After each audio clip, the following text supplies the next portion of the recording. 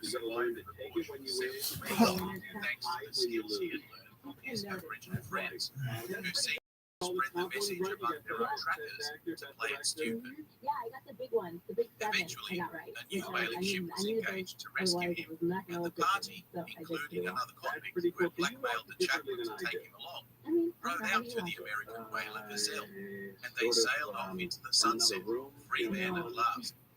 No, I'm in the room, I'm watching. The prison was in uproar, and outposts throughout the empire were alerted to be on the lookout for the only ship that might have been responsible.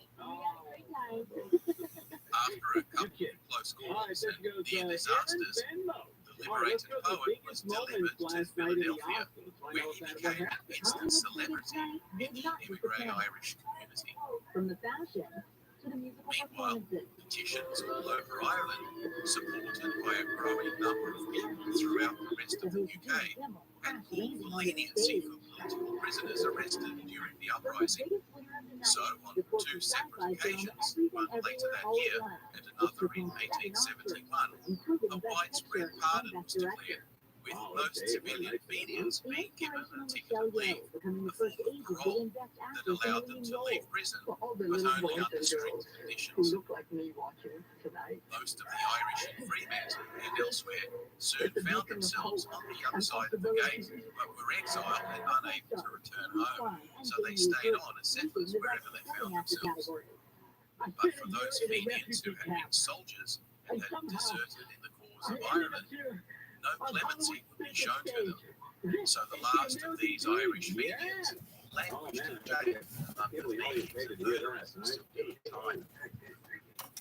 The Fenians in America, disappointed in the failed uprising, were far from quitting, however, and with O'Reilly, their latest hero, having escaped the clutches of the enemy and now touring the country, lecturing on the evils of the British penal system, a renewed spirit of patriotic fervour began to grow in cities across the United States.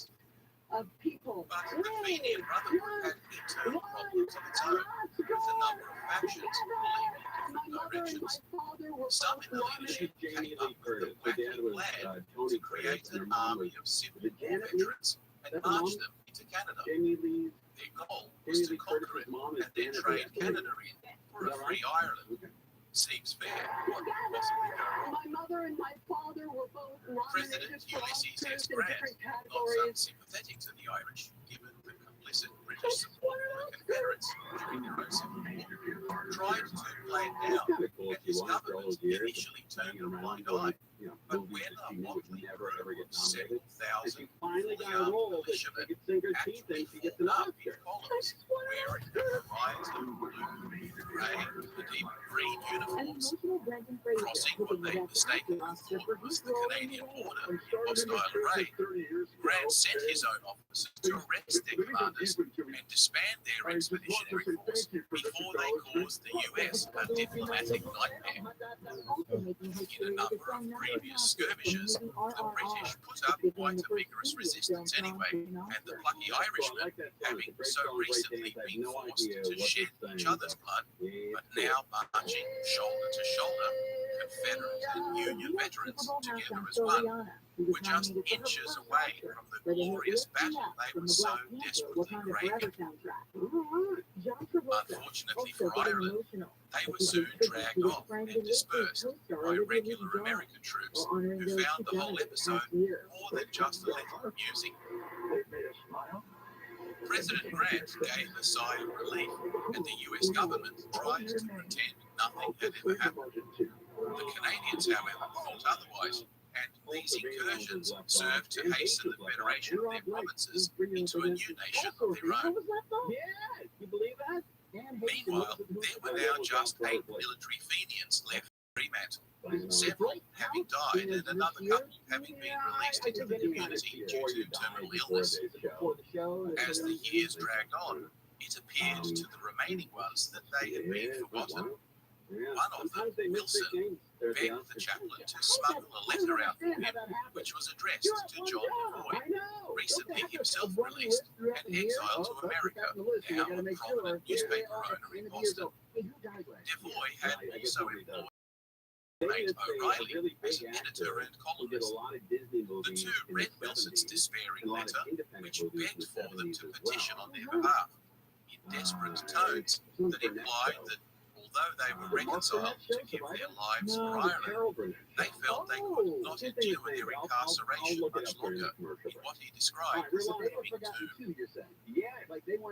The Fenian Brotherhood, still subject to an internal schism and significant scrutiny after its Canadian debacle, was gradually overshadowed by a new revolutionary organisation, the Clan Gael, which enjoyed broad support from factions back in Ireland, as well as from abroad.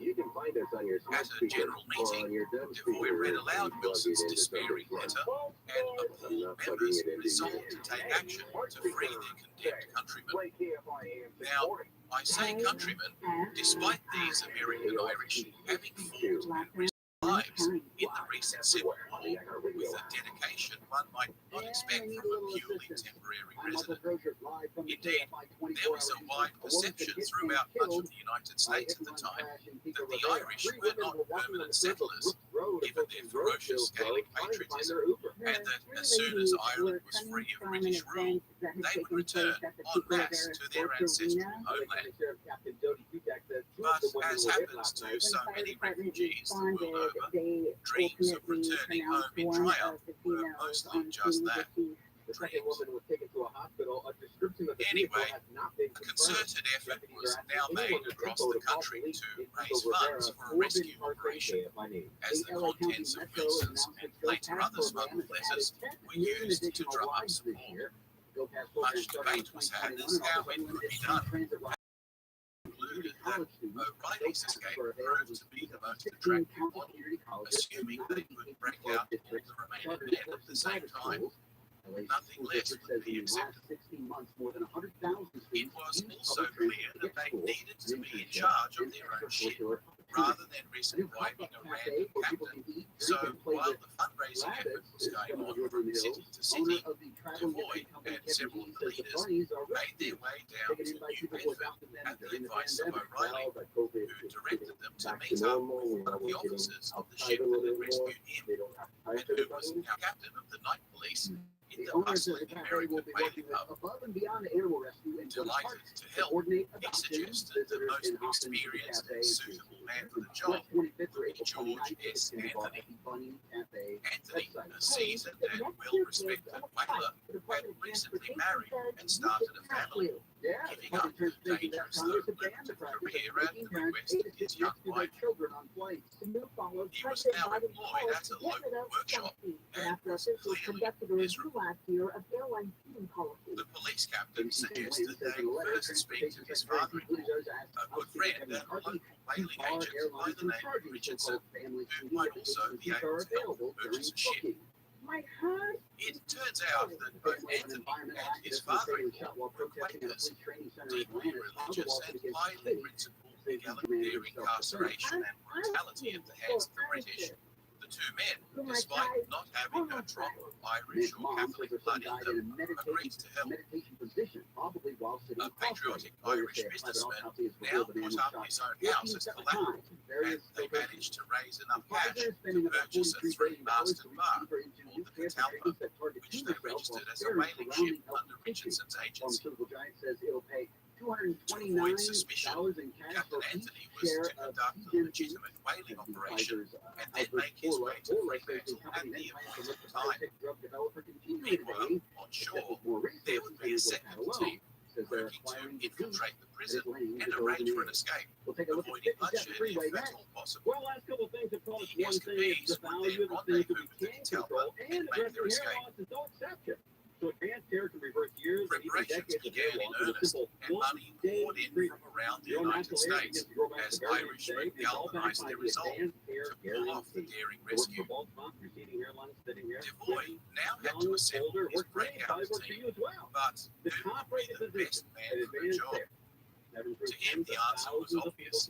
The same man who, in a cool and efficient manner, had orchestrated the daring rescue of Stevens from the high-security jail in Dublin in 1865. The unassuming president, living a quiet, modest life in an apartment in New York, had avoided the limelight since escaping from England after the failed uprising. Devoy approached him to lead the mission, and despite being on the British Most Wanted list, Breslin agreed to travel undercover in attempts to take the entire Fremantle establishment, boxing Matilda. Assuming the alias James Collins, and with suitable letters of introduction by sympathetic businessmen in the States, he was to play the role of a nouveau riche American businessman, sniffing around Western Australia for good investment opportunities, such as the wool trade, gold mining, or burgeoning timber industries that were taking off in the colony at the time.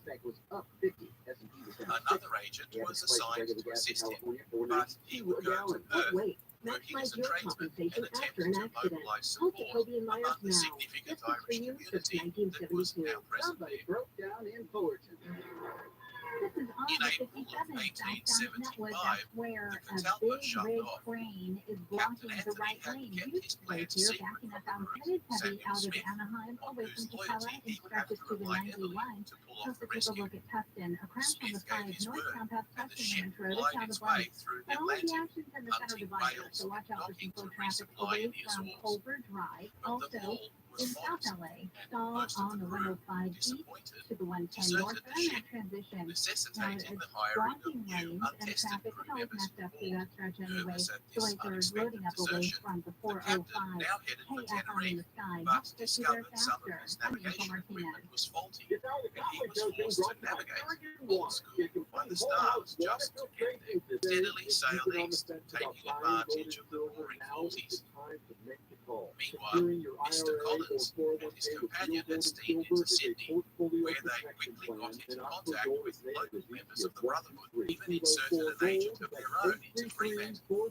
But they were happy to now join forces with the Americans and gave them whatever cash they had. Avoiding food due to fear of diarrhea, Collins gas, and co. bloating, stomach continued pain, on or to loose oily Fremantle, stool. where It he may not rented be a just suite stomach in the issues. It could fanciest be hotel in EPI, town, or exocrine and pancreatic subtly let it be insufficiency. known that EPI he can was cause here to uncomfortable do pain business. because it's a condition where the pancreas doesn't really This conduct quickly digestive flushed enzymes to out break all down the food. local But EPI dignitaries can be eager managed. for foreign Use a symptom investment, checker and and they were identify soon EPI. schmoozing him at And talk to your soirees, doctor about your such that symptoms. he found himself Self-identify wined and dined, even at the governor's mansion, the police chief's headquarters, and even got a full, in-depth private tour of the prison by none other than the commandant himself.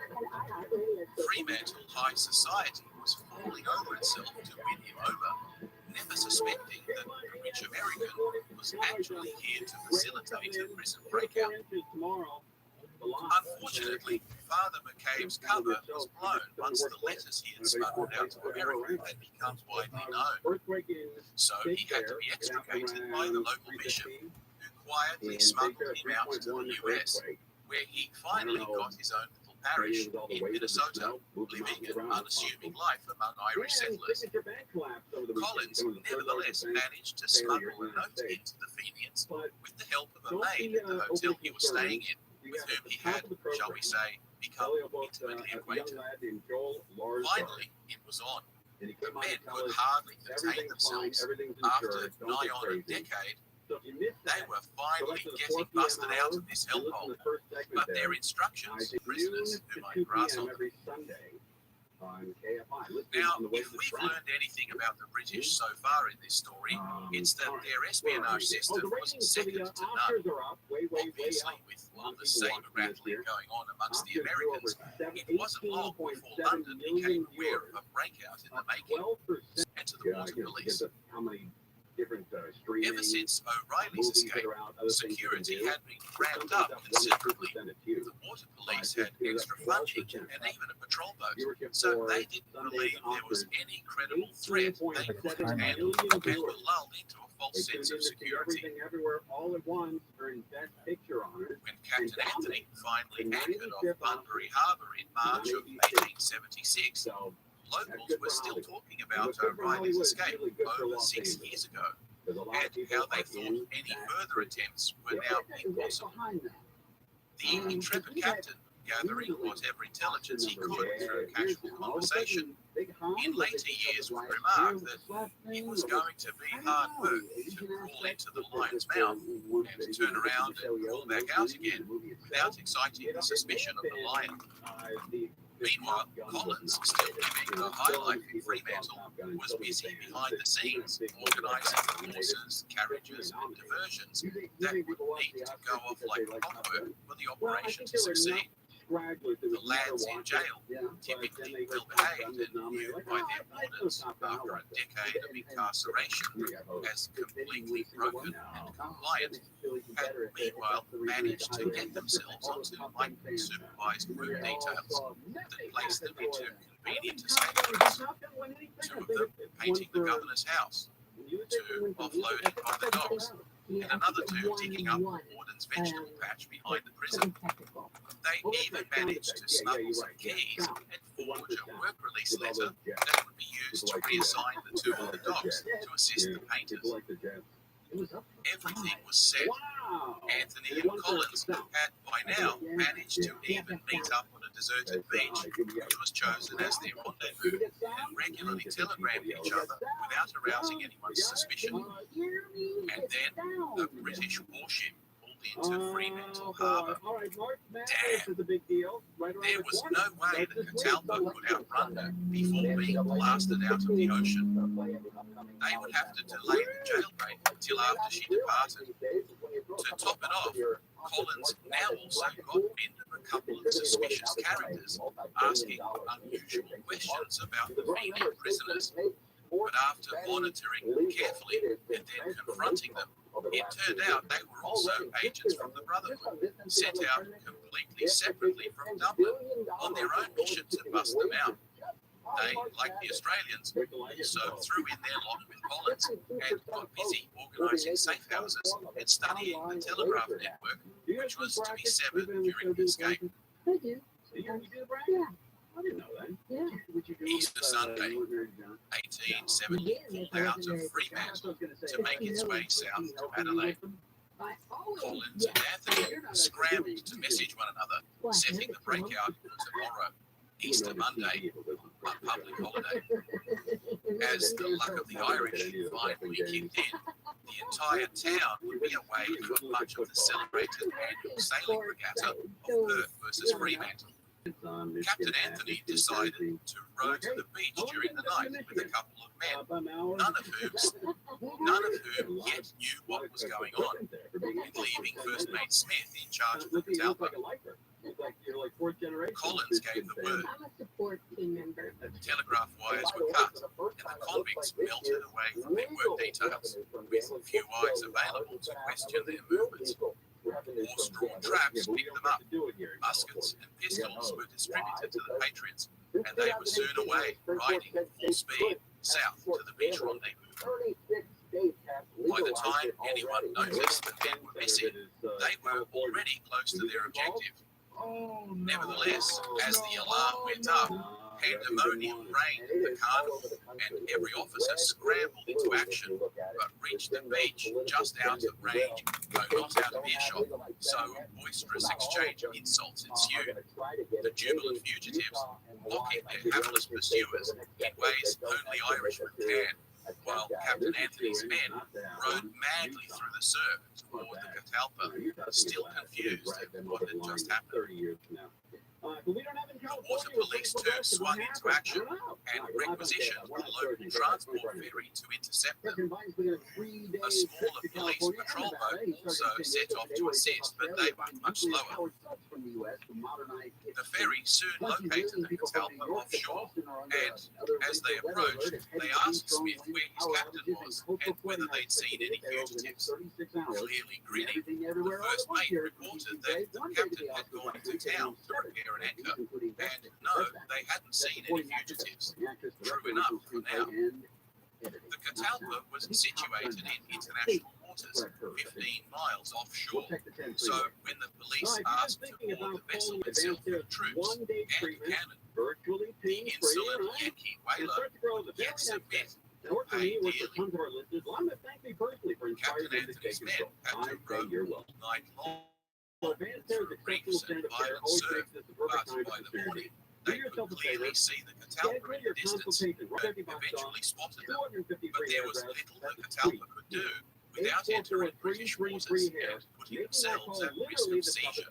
By mid-morning, the ferry was on its way again, with the police boat also closing in.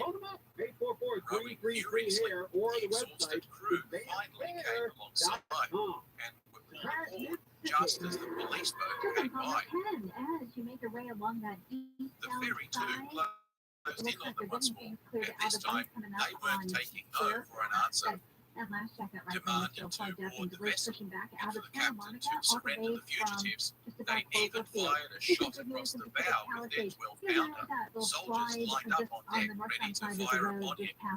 Unperturbed, Captain Anthony hoisted the stars and stripes, warning that if they dared to board or shoot upon his vessel, it would constitute a declaration of war upon that flag. KFI in the sky helps get you there faster. The Irishmen, I'm Angel though Martinez. emaciated and exhausted, clenched their muskets, ready to fight to the death rather than surrender. But the captain held his nerve, and though the ferry tried to Richie pulled into New York Harbor in August of 1876, the Fenians were met by tens of thousands of cheering people who came out to greet them and the heroic captain who had rescued them. Celebrations, speeches, and tours around the country continued for months after, as Irishmen celebrated this minor but significant moral victory over the British. When the dust eventually settled, Captain Anthony went home to his family and lived out the rest of his life in New Bedford, quietly as a respected member of his community. Collins should be saying Presley, also not one to seek the limelight, worked for Devoy at his newspaper and went on to help design the first attack submarine, hoping the model could be used someday by his own countrymen to sink British warships. The six Fenian escapees also eventually went on to live quiet lives in their new country of refuge, being helped along by the support of their welcoming brethren, while the rest of the undercover rescue team in Fremantle melted away without incident, as Fremantle itself descended into a frenzy of inquiries and criminal brutality, and being the last major executions until the practice ended in 1984. The prison was eventually decommissioned, and today it operates as a tourist attraction and a haunting reminder of Australia's brutal convict heritage. Several other incredible and daring escapes also occurred in prison some years later, but that's a story for another time. Back home in Ireland, meanwhile, there was still no liberty, and for all the jubilation of the rescue, the revolutionary organisations that sponsored it continued in their frustration at not making any real progress. So, O'Donovan Rossa in the US began to promote a terrorist campaign to bring the war to England by bombing British infrastructure, police and military targets throughout London, which went on throughout the 1880s. This earns who were, at the time, probably more sympathetic than they had ever been on the question of the Irish. It also drove many Protestants, who had historically been at the centre of much of their previous revolutionary activity, away from the cause for independence, which once again began to polarise the conflict into a sectarian rather than national one. As a new century dawned and the spectre of World War I descended upon Europe, several Irish organisations, including a women's brigade, came together to take advantage of British preoccupation of the continent to instigate the Easter Uprising of 1916, led by schoolteacher Patrick Pearse. It was a risky move and threatened to continue undermining an already fragile public opinion throughout the UK. But when the British soon got out of their indiscriminate shelling and massacre of civilians, who for the most part were completely surprised by the uprising and, ironically, quite hostile to their own rebels. But the flurry of executions that followed, coupled with the imposition of martial law, brought home to many just how vulnerable they were to decisions made in London. So there was a... By 1917, a new Republican political organisation entered the scene, Sinn Féin, which proposed moves in London for conscription to the war in Europe. Based on this broader platform, which had strong support from voters, its candidates in the 1918 election won by a landslide, including traditional Protestant seats in the north, and by 1919, the party had formed a breakaway government proclaiming an independent Irish republic. They quickly formed the backbone of an Irish Republican Army, IRA, which proceeded to attack British outposts and personnel throughout Ireland. The British were themselves vulnerable after the exertions of World War I. So they recruited irregular volunteers and imported paramilitaries that operated with little oversight or restraint and produced indiscriminate terror campaign. Even the king was aghast, eventually insisting on their withdrawal. By 1920, the pro-Republican Party had won most of the island's county elections, and British political authority in Ireland all but collapsed as the conflict spilled over into civilian reprisals and general chaos. By 1921, it was clear to the British that they would have to concede some kind of Irish autonomy. So, under a general truce, it was first partitioned into southern and northern sectors to be transitioned as free states within the British Commonwealth, each state having the right to opt out and rejoin at any time. Which the North, now largely Protestant and firmly politically loyal to the British mainland, promptly did. In the South, disagreement over the nature of the proposed Anglo-Irish Treaty, negotiated by leaders such as Michael Collins, continued to stall. The devil, as usual, is always in the details, with then President of the secessionist government, Eamon de Valera, being torn between the two factions, eventually sided with the IRA. The resulting civil war in 1923 saw a victory for the pro-treaty faction, who benefited from the support of the British government, as Irishmen now once again forced Irishmen in street-to-street fighting. When the carnage finally came to an end, new parties were formed from the splintering of old ones, but by 1932, successive elected governments nevertheless managed to alter or pretty much dismantle objectionable aspects of the treaty that were such a huge part of the Civil War to begin with. Within just 5 years, a new constitution was passed and a president formally installed. The new nation, exhausted by conflict, exercised its neutrality during World War II, and by 1948, as the British government began to oversee the greatest decolonisation process in history, Ireland formally left the Commonwealth and adopted a republican system of government. The dream had finally been realised, but at the cost of generations of countless dead and traumatized people with deep cultural scars and ongoing issues, especially in the north, where violence between Protestant and Catholic militia groups would continue to deteriorate well into the late 20th century, especially in Belfast.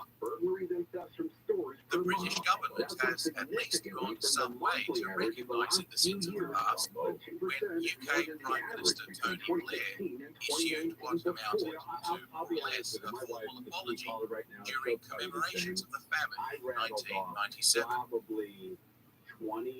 So what can we say about the legacy of the relentless Irish pursuit of liberty and the sacrifices they made in obtaining it? The heartbreaking tragedy lived by the Irish people gives us pause to reflect on the nature of liberty and that most profound human instinct to cherish it above almost any other principle. Were the Braziers and Rouge locked up at that store as well? At a time when much of the world is consumed by debates on free speech, freedom of choice, government overreach, and cliched slogans for and against compliance of various kinds, studying the history of Ireland can be an inspiring insight into the strength of the human spirit and the tenacity to keep our dreams alive, but also a depressing reminder of man's capacity for inhumanity to his fellows, and just how vulnerable we all really are. The complexities of national identity, competing values, personal faith, and even just the right to survive and live in peace has led to countless variations on the Irish problem in so many other cultures throughout the world, indeed throughout history. Are we doomed to keep playing out the same folly forever? So long as there are tyrants, it's clear there will be patriots who rise to face them, and grieving others in turn to on line 7. In the words of Australia's own most famous and infamous Irishman, Ned Kelly, such is life. If you enjoyed this content, please take a moment to support my work by making a small donation through the links on the podcast website. Better still, by signing up and get better insights and even involvement in my work and future videos. The video montage of this podcast also appears on our YouTube Heroes and Legends documentary channel. Please feel free to visit, like and share, and as always, thanks for listening. Make profit off of it. And what they do is they sell it on a third-party venue, and so it's an organized crime. The expert says the recent items that are now locked up will stay as is, and things won't go back to as they were. Folks will have to wait until a worker unlocks the case. Oh, Bobo. Just keep saying that while they unlock it. Bobo. Oh, Bobo. Bobo. Oh, Bobo. And at times, even walk the merchandise to the counter. It takes your time, especially when you need to go to work or after work. You have to go home and cook. It's 44 hours. 19 states are on alert for major storms expected to begin this week on both coasts. Followforfollow Air Force One, White House Press Secretary Karine Jean-Pierre said federal aid workers are on the ground in California. Parts of our state are already experiencing flooding. FEMA has deployed incident management and assessment teams to California emergency base in California to prepare and stage supplies. Over 18 million people across California are under flood alerts that cover much of the state. The National Weather Service says major wind and water impacts are expected. President Biden is in San Diego and will be visiting Monterey Park tomorrow. The man in Chino Hills has been arrested for stealing a backpack that had GPS-enabled headphones inside, leading deputies to his location. The San Bernardino County Sheriff's Department says video shows a man breaking into a car yesterday and stealing the backpack. Deputies were able to use the GPS tracking to pinpoint the man's location at a business parking lot on Mountain Avenue where he was taken into custody. Ratings for the Oscars have grown for a second year in a row. Last night's ratings were the highest for the show since 2020, 3 years. Nielsen says the 95th Oscars averaged 18.7 million viewers, got a 4.0 rating. That's a 5% bump in adults, 18 to 49 from last year's award. Just slap around the world. The Biden administration says it's approving a roughly $8 billion oil drilling project in Alaska. The administration made the news today after it said it would reduce the size of the project by allowing 3 drill sites instead of the 5 proposed. The decision also requires the migratory routes for nearby caribou herds. ABC's Karen Travis says the Interior Department says it has substantial concerns about the environmental impact of the project. The company behind the project says the move could produce up to 180,000 barrels of oil a day and create up to 2,500 jobs during construction. It's been a long time coming. Former President Trump's personal attorney Michael Cohen has testified before a grand jury in New York investigating hush money payments he arranged and made on Trump's behalf. Prosecutors are considering charges of falsifying business records. It's about right? What this is about accountability. Cohen says if there's an indictment, he'll come back as a fact witness down the road. He says his goal is to tell the truth. Cohen was sentenced to 3 years in prison in 2018, mostly spent at home for pleading guilty to campaign finance charges and lying to Congress. We'll check the 210 freeway coming up. Well, it's not luck. We worked hard, voted Morongo the best casino in the Southland. How about that recognition? Ray Dunn gift giveaway. Get yourself a toasty toaster. When you're in 500 points on your rewards card on the 20th or the 21st of March, your choice. St. Patty's Day freebie. You get a plush rainbow keychain on March 17th. Wow, look at you. Also, eat, drink, and be Irish for the day. Corned beef and cabbage. Wow, Good Times Cafe, and discounts on draft beer and Irish whiskey at all the bars on St. Patty's Day. So, trunk in Good Friday. Yeah, that's what it says. You could win up to $1,500 in free play playing slots with your rewards card on Fridays from 1 to 8 p.m. That's huge. Morongo Casino Resort and Spa. Good times for everybody. The clouds, cool temps out there tonight. Overnight lows above 50. Chance of rain coming in tomorrow for about 24 hours. It'll kind of start midday tomorrow and last till the next day. Same time. Some clouds and a tad warmer during the day. After that, it's to the weekend. 57 in Placentia, 56 in Laguna Niguel. There's a stall in Monrovia. This is on the 210 heading east now before Huntington Drive, so carpool lane is blocked. Highway patrol's running a brake to scoot them up to the shoulder and overall flowing right now away from Sierra Madre. Westbound's doing okay off of the 605 heading into Pasadena. Vasquez Rock, the wreck on the 14 southbound just past Agua Dulce Canyon Road. They're cutting it out of the carpool lane. It looks like they should be off to the shoulder by now, but watch out for some pretty heavy delays approaching the scene of this crash. And in Fullerton, a stalled big rig crane, 57 southbound at Nutwood, has that right lane blocked, sending it back from Lambert. KFI in the sky helps get you there faster. I'm Angel Martinez. Welcome to the CPAP Games live from the Hayes bedroom. It's another eventful night, Bruce. It sure is, Ron. Steve has been flailing everywhere, struggling with this CPAP. His wife, Michelle, is as tense as a fiddle string, trying to contain her rage. Michelle's rolling Steve over. There he goes, and the mask is off. Oh my, the snoring. Michelle's frozen elbow, now a shove. She's leaving for the couch. Taking her place is the Hayes' 100-pound lab. Bask in that dog breath, Steve. With all this struggle, Steve should get inspired. Absolutely, Bruce. Inspire is a sleep apnea treatment that gives you comfortable, restful sleep with the click of a remote. That's right, a button. As you sleep, Inspire keeps you breathing normally and sleeping peacefully. There's no mask and no hose, just sleep. Learn more at inspiresleep.com. That's inspiresleep.com. Inspire, sleep apnea innovation. Inspire is not for everyone. Talk to your doctor to see if it's right for you and review important safety information at inspiresleep.com. Have you heard there's a new way here to deal with joint pain that doesn't require drugs or surgery or downtime? QC Kinetics has arrived with real, lasting, all-natural relief using the latest advances in regenerative medicine. They've got clinics in Glendale, Orange, and Mission Viejo with more on the way. QC Kinetics is the nation's leader in these amazing treatments. They take highly concentrated healing properties from your own body and put them in your achy joints. The goal is to restore and repair damaged joint tissue the natural way. Patients are raving about this all over the country. Pro athletes have been doing this for years, but now it's available to anyone. Imagine being pain-free by this summer, living life the way you used to, walking, running, playing sports. If you've got pain from arthritis or injury, don't think steroids and surgery are your only option.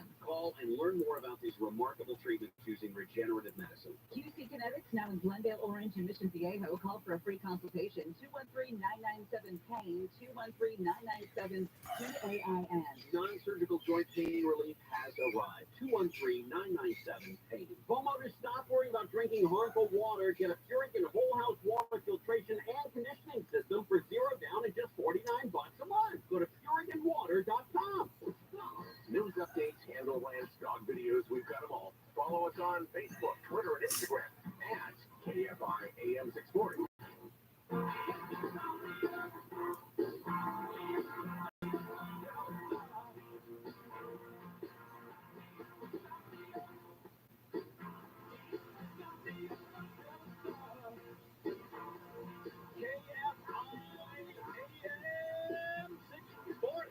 Rain's coming in. That's a big story here since we've gotten so much of it. Pouring. Pouring. It'll be pouring tomorrow in the valley. 2 to 4 inches. 3 to 6 inches in the mountains. An atmospheric river, they're calling it. Huge. March Madness is beginning. That's a lot of deals, a lot of big deals. Americans are going to wager $15.5 billion total for March Madness. And Disney's famous Dole Whip is coming to a grocery store next month. Wait. Yeah, you can get that. Hey, Crozier, have you only had 2 experiences with SoFi? Yes, the two. Both horrible. I wouldn't say horrible. Okay. It was knowledge gain. I enjoyed the experiences. I definitely enjoyed Friday's experience. It's just the aspects of the stadium that just does not make me want to go back there. You know, I parked at SoFi. I took my and sugar water, yeah, something like that. Watermelon sugar or whatever the thing. Oh, look at you knowing. You nailed it. Yeah. I had a cheaper seat. I was in the parking lot with a CD. But we parked, the first time that I took them to a concert, we parked in SoFi, and it was going to take forever to get out because nobody was moving.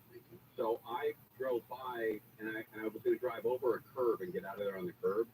And the cop said, hey, if you do that, I'm going to give you a ticket. And I said, all right, I didn't do it. 900 people did it. Yeah. He didn't give anybody a ticket. And I just, like an a-hole, just, obeyed the law. And then the second time I went, I learned from that experience. So I parked across from Sizzler in this, sort of little creepy motelish, apartmentish type of thing. By the hour motel? Yeah, here it is. And I parked there, and it was great. I got out of there. I literally, as I drove out of there, it was at 10:30 at night, and I got back into my house in Berkeley. So you have to park off campus, and I mean even further than the casino. From the Hollywood Casino. Yeah. Please go further than the home. Yeah, you really got to park way away from that joint. They got to get that together. I mean, they keep structure. When we got back to our car, and then I realized we're not going anywhere. I got out of the car and I walked to the edge of the opening there on that fourth floor and just looked down at the street, and it was a parking lot as far as I could see in one way or the other. I mean, there's no way. Yeah, my mom and dad were notorious for getting and running with the kids. You know, try to get the hell out of wherever we were. Yeah. And I remember my mom, she took me to Phantom of the Opera. I think I told the story there. She would go to a performance. She'd be very excited. She'd listen to music on the way down. And then 5 minutes into it, she was completely asleep. Just passed out. Didn't even wake her up. When we got into our aisle, there were two people in our aisle that were asleep. And one guy was the one on the end that he had to, and there's no space to get by people when you're trying to get by. Oh, no. Paul took up a lot of space with his legs. He would not stand up. And all he had to do was literally stand up and move into the stairs, you know, so I could go back. He wouldn't stand up. He tucked his feet in, but his knees were still jammed out. That's tough.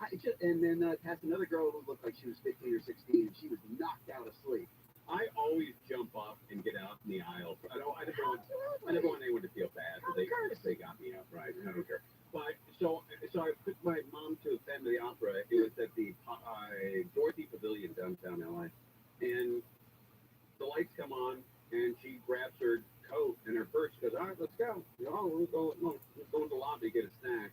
So we got to the lobby, and she goes outside, and I'm like, "Where are you going?" She goes, "It's over." I go, "No. It's intermission. It's settled. You don't even know who the Phantom is. There's no unmasking yet. They didn't even do the hit song yet from this thing." You don't die. And they didn't have it, Mom. She's well, I've seen enough. Yeah, it should have been over. Long. I've seen enough. I just think so long. But she was great. She was, she was loud, in the theater. I remember going to see Get Shorty with her, and the theater was packed. It was in Canada. We went to see it. Packed theater. And I remember her saying, at about this level of volume, we're watching the movie, and then I hear, that country wagon, that country van, I've got that at home. It's a Chrysler. I'm like, God almighty. What the hell? You're how old? And I'm like 16, I don't know, 17, maybe a little older than that. Maybe a little older than that. Head in your hand. Oh my God. But she kept going. That Town and Country, I got that van, with Morgan, our dog, he sits in back, he loves it. Mom,